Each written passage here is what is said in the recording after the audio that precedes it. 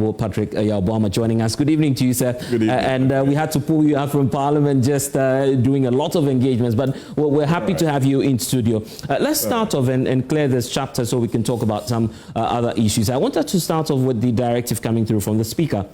You have 48 hours. Now it's been reduced to 24 hours to try and do some pre-engagements before the President goes ahead through the Majority Leader to, of course, change some portions of this LI 2462.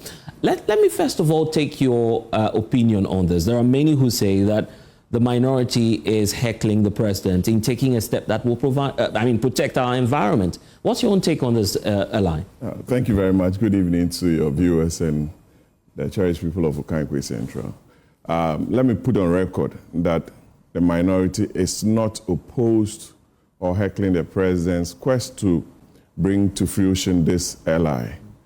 And I must place on record that I, as chairman, have been working with Honorable Murtala Mohammed, the MP for Tamale Central and the Minister for Environment, for some time now, with the support of the Attorney General, to get this LI to Parliament to enable it go through the processes set out under Article 11.7 of our Constitution.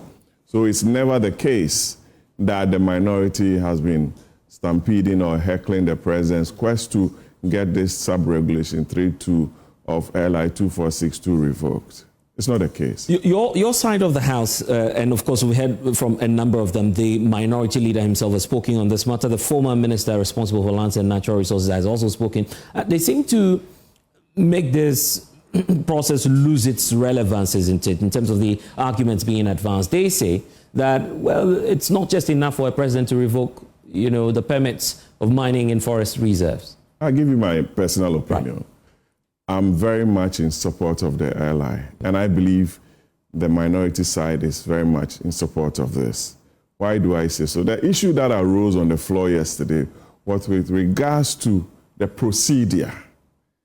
Honorable Mama Yariga wanted the LI laid without the practice and conventions of the House, which is the pre-laying process, where we meet with the technical people and officials from the ministry to discuss some detail of the LI, because understanding of the 99.3 or 4, when an LI is laid and I invoke that provision and the minister is unable to give proper explanation to the LI, it stands withdrawn.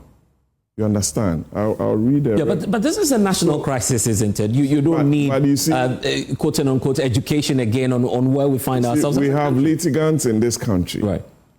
And you know where we got with the Narcotics Control Act and some provisions which the Supreme Court had to strike out because there was not a debate on the floor, because it did not go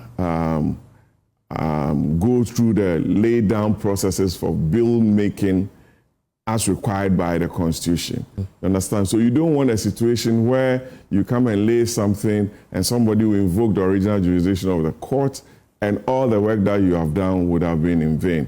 So what we agreed on after the lengthy debate, and the Speaker, the first Deputy Speaker, rightly so, who has been a very active member of the committee, and I know tomorrow he'll be at the committee to support me get this through, ruled that pre-laying has become a convention of the House and ought not to be ousted because of the exigencies of the time and how urgent this matter is. So he ruled that pre-laying ought to be done with regards to this.